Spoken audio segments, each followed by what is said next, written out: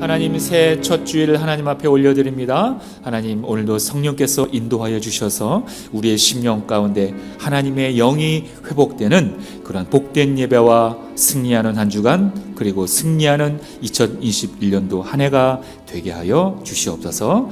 감사드리며 축복하오며 예수님의 이름으로 기도하옵나이다. 아멘.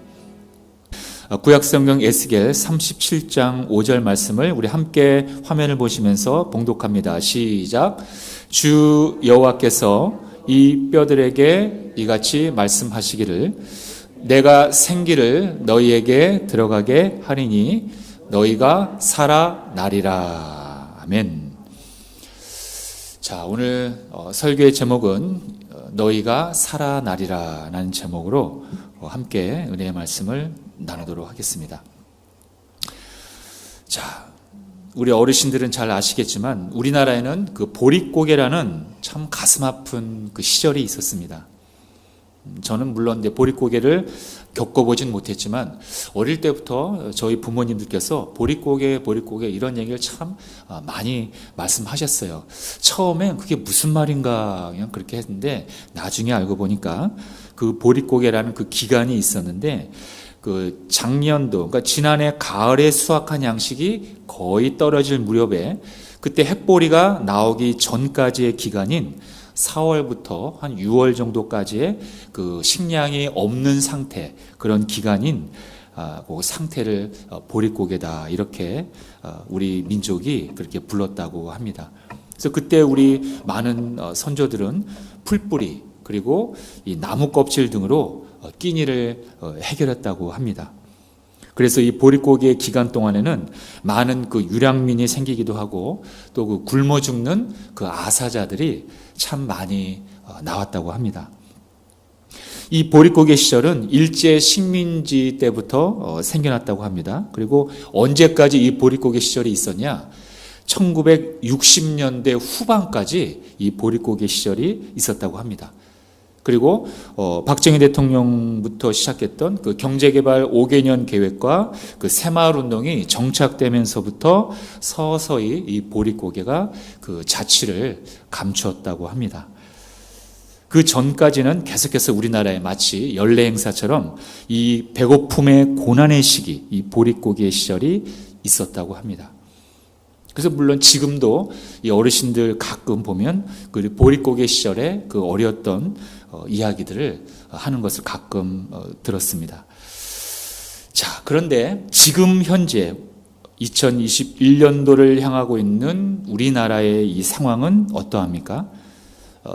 그 보릿고개가 있었던 시절처럼 정말 지금도 우리가 먹을 양식이 없어서 사람들이 풀뿌리나 또는 그 나무 껍질을 먹으면서 지금 우리가 사는 사람이 과연 있을까요? 먹을 양식이 없어서 굶어 죽는 사람들이 사회 곳곳에서 저 때처럼 그렇게 지금 많이 있습니까? 물론 우리가 뉴스를 보면은 좀 극히 드문 일이긴 하지만 가끔은 이 굶어 죽는 사람들이 있다고 뉴스에 보도가 나오긴 합니다. 지난 2019년 8월 서울 관악구 임대아파트에서 탈북자 모자가 숨진 채 발견됐다고 합니다. 숨진 여성은 40대 여성이고 숨진 아들은 참 안타깝게도 겨우 6살이었다고 합니다. 그리고 조사해 보니까 그 사망 원인이 굶어 죽은 거래요. 아사로 추정됐다고 합니다. 정말 가슴 아픈 일이었습니다. 이렇게 좀 특수한 경우나 아니면 노숙자들, 아니면 어떤 그 버려진 아이들이나 그 독고하시는 어르신들이 가끔 이런 안타까운 죽음을 맞이하는 경우가 있다고 합니다. 그런데 우리나라가 그 국가 전체가 전반적으로 그 먹을 양식이 없어서 위험한 상태에 처하는 그러한 일은 없다는 거예요. 오히려 그 체중 감소를 위해서 우리는 고의적으로 먹지 않습니다. 또는 음식을 거부하는 그런 거식증으로 사망하는 사람들이 나오는 시대에 우린 지금 살고 있다는 것입니다. 그리고 그 남는 음식 쓰레기를 감당할 수가 없어서 전 세계적으로 지금 아주 골칫거리가 되고 있다고 합니다. 지금 우리는 정말로 그야말로 다시는 오지 않을 정말 풍요의 시대를 살고 있는 것입니다. 부족함이 없는 시대입니다. 먹을거리, 또 볼거리, 또 즐길거리, 이 모든 거리들이 정말로 너무나도 많이 넘쳐난다는 거예요. 이제는 음식을 먹기 위해서 굳이 식당으로 가지 않아도 됩니다. 그런데 이러한 음식뿐만 아니라 어떤 정보나 지식도 이젠 마찬가지라는 거예요. 이제는 책을 사려고 서점에 굳이 안 가도 됩니다. 지금은 핸드폰으로 책을 볼 수가 있습니다. 또 언제 어디서든 간에 우리가 쉽게 정보를 인터넷을 통해서 얻을 수가 있다는 것입니다. 또 IT의 발달로 인해서 지금은 4차 산업, 그러니까 지금 인공지능을 만들어서 더욱더 인간을 닮아가는 그러한 기계를 만들어가고 있습니다. 그리고 또한 유전자의 조작으로 지금은 생명을 복제하는, 물론 불법이지만 그러한 시대까지 지금 오게 되었다는 것입니다. 지금 우리는 풍요를 넘어서 정말 끝이 어디인지도 모른 채 절제하지 못하고 우리 인간은 지금 달려가고 있다는 것입니다. 그리고 모든 사람들은 완전한 그러한 유토피아적인 세계를 꿈꾸며 또 그렇게 될 것이라고 믿고 끊임없이 과학을 신봉하며 앞을 향해서 달려가고 있다는 것입니다. 그러나 우리가 알아야 할 분명한 사실이 있습니다. 이 모든 발전들이 그 인간의 타락한 본능을 고려하지 않는다면 절대로 우리가 생각하는 그러한 유토피아는 오지 않는다는 것입니다. 그런 유토피아가 올 것이라는 사상과 이념들은 실제적으로 이 현실에서는 이루어질 수가 없다는 것입니다.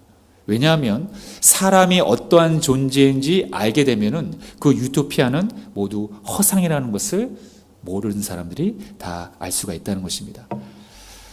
사실 우린 지금 풍요로운 시절 같지만 우리가 좀 전에 말씀드린 것처럼 다시 오지 않을 너무나도 모든 것이 넘쳐나는 그러한 풍요로운 시절 같지만 실상은 우리가 영적인 보릿고개 시절을 보내고 있다고 저는 확신합니다.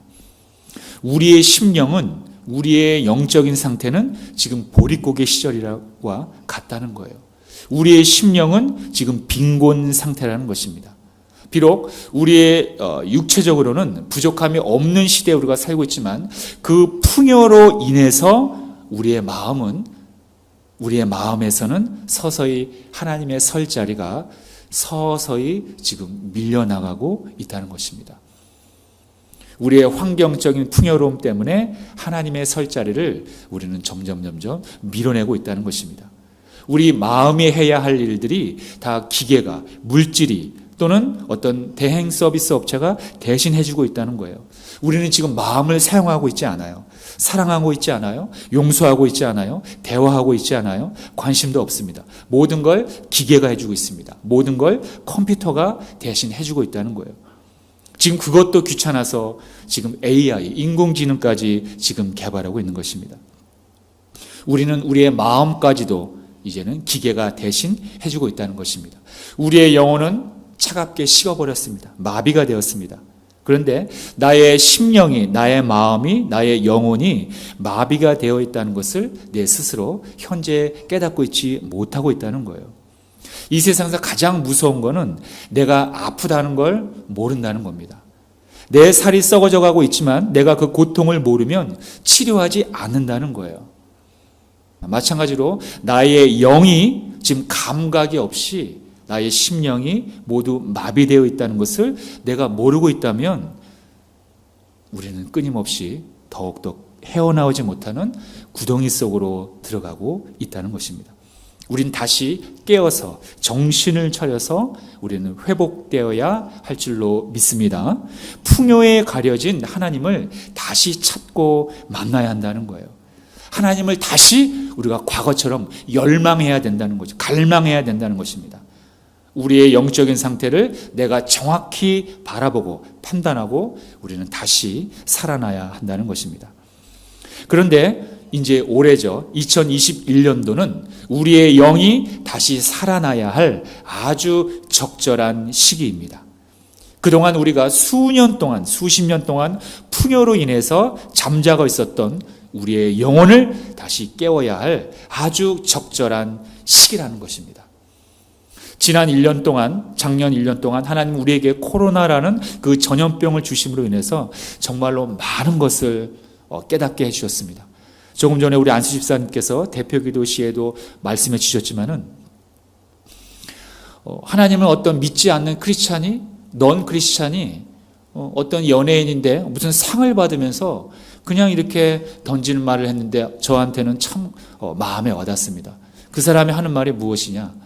코로나로 인해서 여태까지 감사하지 못했던 것을 지금은 감사하고 느끼고 있다. 그리고 자연의 위대함을 다시 깨닫게 되었다. 자연의 무서움, 자연의 위대함. 그 바이러스 하나로 인해서 모든 세계가 지금 좌우지되고 있지 않습니까? 이 자연의 세계가 우리 인간은, 자연의 세계 앞에서 우리 인간은 이렇게 아주 연약한 존재라는 걸 이제야 깨달았다는 거예요. 우리는 이렇게 하나님의 역사하심을 통해서 우리의 자신을 돌아보고 나의 영의 상태를 바라보아야 한다는 것입니다. 바로 2021년도는 하나님께서 주신 이러한 환경을 통해서 내 자신, 그리고 우리의 가정, 그리고 우리의 가정의 모든 식구들, 그리고 우리 사회와 나라와 민족을 다시 한번 바라보고 그것을 위해서 우리가 깨어서 다시 일어서야 할 아주 적절한 시기가 올 한 해 2021년도라는 것을 우리가 알아야 한다는 것입니다. 자, 그렇다면 우리의 잠자는 이러한 영혼을, 우리의 심령을 어떻게 깨워야 합니까? 자, 첫 번째로 우리의 시선을 바꿔야 합니다. 먼저 우리가 바라보는 그 시선을 바꿔야 한다는 것입니다. 눈은 마음의 창입니다. 시선이 가는 곳에 반드시 우리의 마음이 머물러 있습니다. 반드시 우리의 마음이 정착하고 있습니다. 여러분들은 아침에 일어나서 무엇부터 보십니까? 여러분들의 시선은 아침에 일어나자마자 무엇부터 보십니까?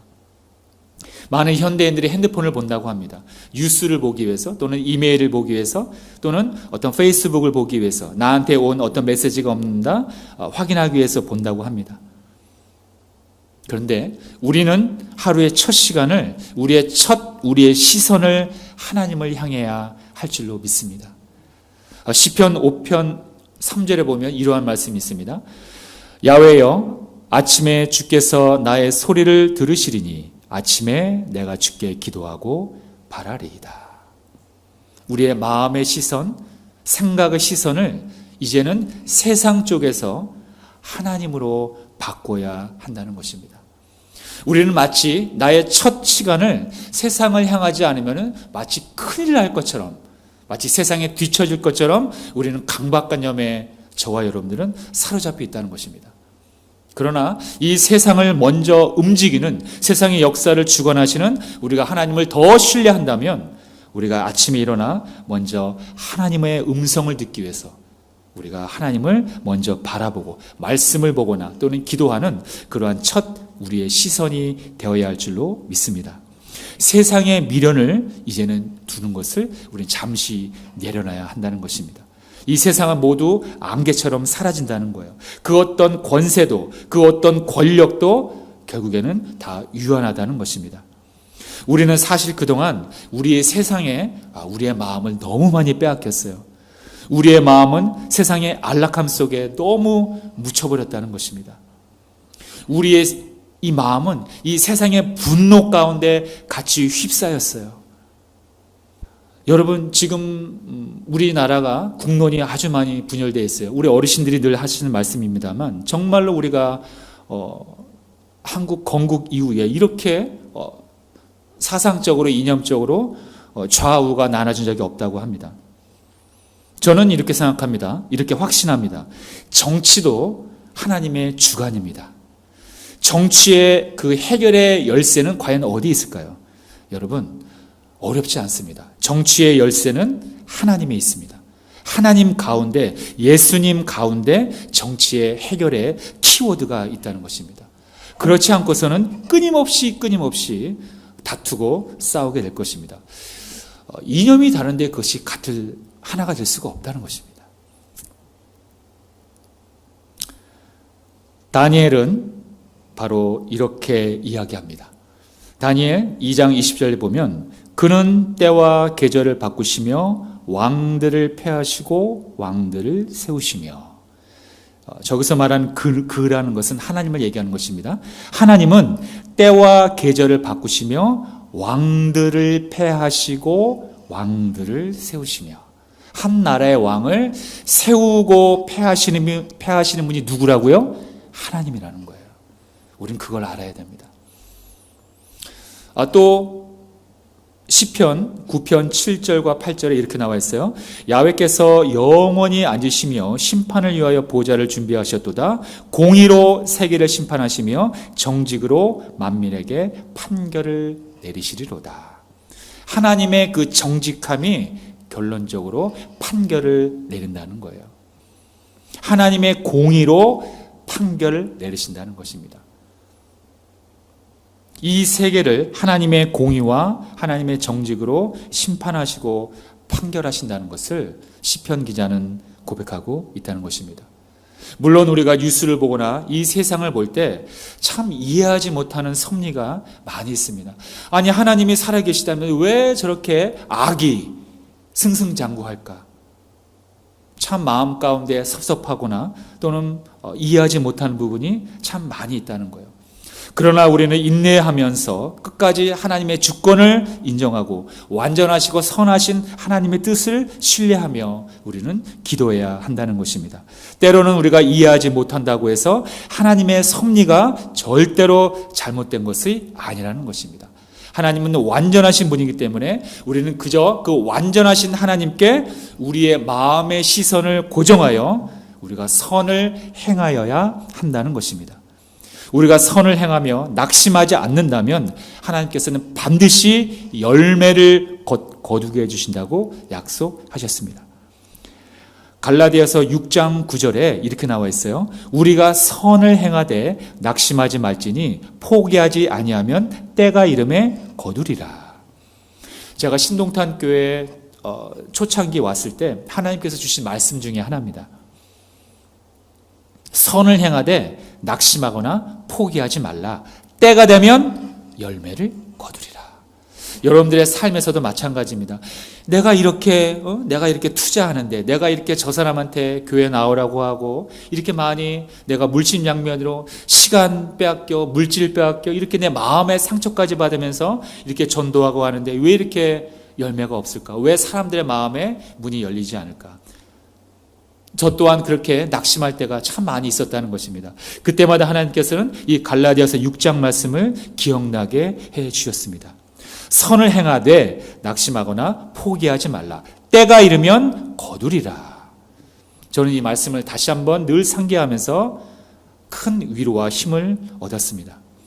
여러분들도 선을 행하시되 절대로 열매가 당장 없더라도 낙심하거나 포기하지 마시기 바랍니다. 하나님은 우리의 그러한 상태를 이미 아시기 때문에 바로 이렇게 말씀을 주시는 것입니다. 분명한 건 우리가 마음의 시선을 하나님께 향하고 있어야 한다는 것입니다. 세상의 칭찬 안 받아도 그만입니다. 세상에 보여지는 영광 모두 사라지는 것들입니다. 우리가 믿고 의지하고 위로를 받는 것, 이렇게 세상에서 보여지는 모든 칭찬과 영광은 잠시라는 거예요.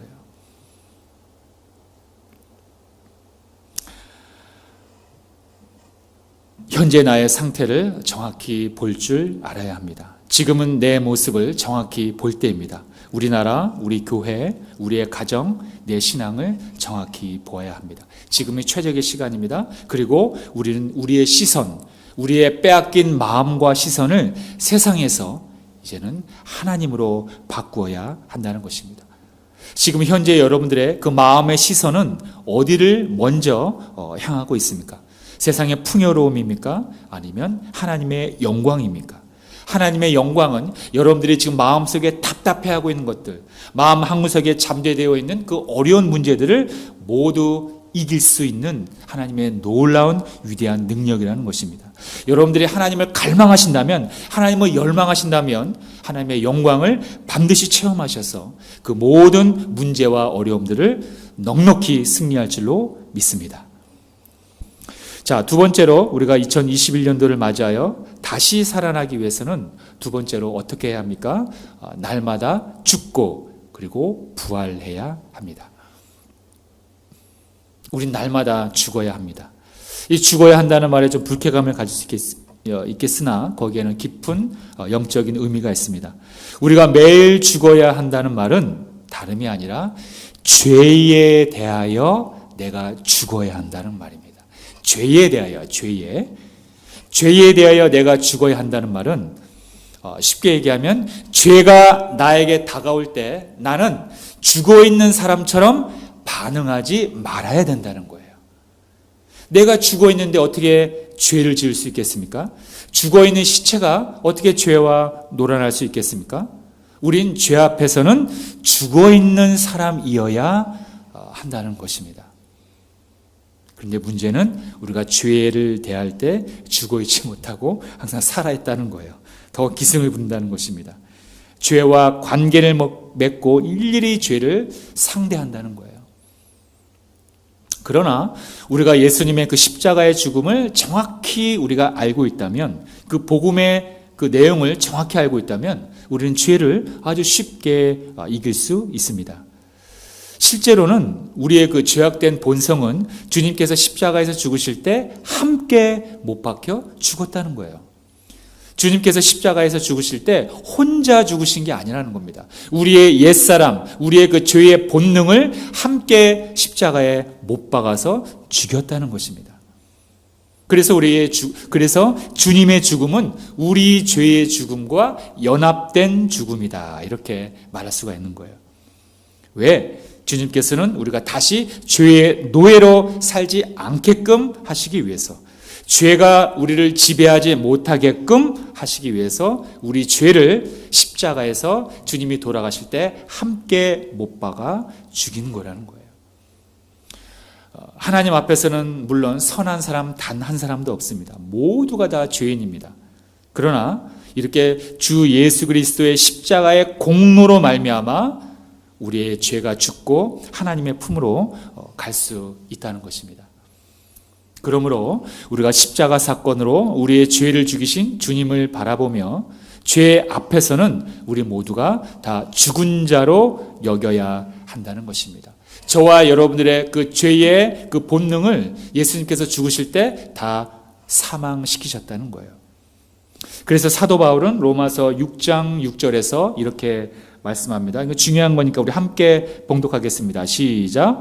우리가 알거니와 우리의 옛 사람이 예수와 함께 십자가에 못 박힌 것은 죄의 몸이 죽어 다시는 우리가 죄에게 종노릇하지 아니하려 함이니. 네, 우리가 죄의 종노릇하지 않기 위해서 예수님이 십자가에서 돌아가실 때 함께 우리의 죄의 본능을 죽였다는 것입니다. 또한 주님께서는 죽으셨지만 그것으로 끝난 것이 아니라 주님께서는 다시 부활하셨습니다. 자, 우리가 함께 다시 한번 또 로마서 6장 8절에서 9절을 함께 읽겠습니다. 시작. 만일 우리가 그리스도와 함께 죽었으면 또한 그와 함께 살 줄을 믿노니 이는 그리스도께서 죽은 자 가운데서 살아나셨음에 다시 죽지 아니하시고 사망이 다시 그를 주장하지 못할 줄을 알미로라. 이렇게 예수님의 죽음 그리고 예수님의 부활은 예수님만의 죽음과 부활이 아니라 우리와 연합된 우리의 모습이라는 것입니다. 예수님은 우리의 죄와 함께 죽으시고 다시 의의 모습으로 부활하신 것입니다. 우리가 이 사실을 믿을 때 우리는 죄의 열매인 사망이 다시는 우리를 이끌지 못한다는 것입니다. 예수님의 이러한 죽음과 부활을 믿을 때, 그 믿음이 있다면 우리도 주님과 똑같이 죽음과 부활을 경험한다는 것입니다. 이 성경 전체가 바로 이걸 얘기하는 겁니다. 이것을 우리가 복음이라고 하는 것입니다. 여러분들이 이 사실을 믿는다면, 어떠한 사실이요? 예수님의 십자가의 죽음과 부활을 믿으신다면 여러분들은 날마다 죄에 대하여는 죽고 또 예수님에 대하여, 하나님에 대해서는 날마다 부활하는 그러한 경험을 하신다는 거예요. 그래서 우리는 살다가 죄의 유혹이 올 때, 또는 죄를 짓고 싶어하는 마음이 생길 때마다 바로 이 말씀을 선언하시고 다시 한번 되새겨야 한다는 거예요. 그렇다면 하나님께서는 성령을 우리에게 보내주셔서 우리가 그 죄를 이길 수 있도록 우리에게 담대함을 주신다는 것입니다. 죄는 끝없이 우리를 유혹합니다. 끝없이 우리를 넘어뜨리기 위해서 끝없이 우리에게 많은 유혹을 주고 있습니다. 그럴 때마다 죄의 권세를 이미 무너뜨린 그러한 주님의 부활의 승리를 여러분들이 선언하고 마음 가운데 다시 한번 기억해야 한다는 것입니다. 이제는 우리가 죄의 유혹이 오더라도 이길 수 있는 그 근거가 생겼다는 거예요. 여러분들 죄의 유혹이 올 때마다 이 말씀을 선언하시기 바랍니다. 자, 우리 함께 큰 목소리로 자, 봉독합니다. 시작. 이와 같이 너희도 너희 자신을 죄에 대하여는 죽은 자요 그리스도 예수 안에서 하나님께 대하여는 살아있는 자로 여길지어다. 아멘. 예수님께서 십자가에서 우리의 죄의 본능을 죽였기 때문에 이제는 과거처럼 이제는 죄 앞에서 그냥 무너지는 것이 아니라 죄를 이길 수 있는 그 근거가 생겼다는 것입니다. 바로 예수님의 죽음과 부활을 믿어야 된다는 것입니다. 자, 마지막 세 번째로 우리가 다시 살아나기, 우리의 영이 다시 살아나기 위해서는 자, 함께 제목을 따라 읽겠습니다. 하나님의 생기를 받으십시오. 자, 오늘 본문이죠. 에스겔서 37장 5절 말씀이죠. 주 야훼께서 이 뼈들에게 이같이 말씀하시기를 내가 생기를 너희에게 들어가게 하리니 너희가 살아나리라. 오늘 본문 말씀은 하나님께서 선지자 에스겔에게 환상을 보여주시며 말씀하시는 장면입니다. 하나님은 에스겔을 골짜기로 인도하십니다. 그리고 골짜기에 가니까 가득한 사람의 뼈들이 있어요. 아주 바싹 마른 그러한 사람의 뼈들만 가득합니다. 근데 하나님께서 그 뼈들을 보여주시고 에스겔에게 이렇게 질문합니다. 이 뼈들이 다시 살아날 수 있겠느냐? 이때 에스겔은 이렇게 대답합니다. 주님만이 아십니다. 그러자 하나님은 에스겔에게 이 뼈들을 향해서 이렇게 명령하라고 알려주십니다. 자, 어떻게 명령하라고 알려주셨냐? 자, 함께 읽겠습니다. 시작. 이 뼈들에게 주 야훼가 이렇게 말한다. 내가 너희 안에 생기를 들어가게 할 터이는 너희는 살게 될 것이다. 내가 너희에게 힘줄을 붙이고 그 위에 살을 붙이고 그 위에 살갗을 덮고는 너희 안에 생기를 불어넣을 것이다. 그러면 너희는 살게 될 것이고 내가 야훼임을 알게 될 것이다. 하나님께서 에스겔에게 이렇게 명령하라고 알려주시는 거예요. 마른 뼈들에게 생기가 들어갈지어다. 그러면 그 마른 뼈에 힘줄이 붙고 살이 붙고 살갗이 붙고 그리고 드디어 생명이 생긴다는 것입니다. 한마디로 그 마른 뼈가 하나의 군인, 하나의 군사가 된다는 거예요. 지금 우리는 그 하나님의 생기가 필요한 때라는 것입니다. 여러분, 하나님의 생기를 위해서 여러분들 간절히 열망을 하시기 바랍니다. 갈망을 하시기 바랍니다. 우린 다시 살아나야 할 그러한 아주 최적의 2021년도를 우리가 맞이했습니다. 하나님이 우리에게 시간을 허락해 주신 거예요. 이제는 다시 살아나야 한다. 다시 회복되어야 한다. 너희들에게 나의 생기를 부어줄 준비가 나는 되어 있다.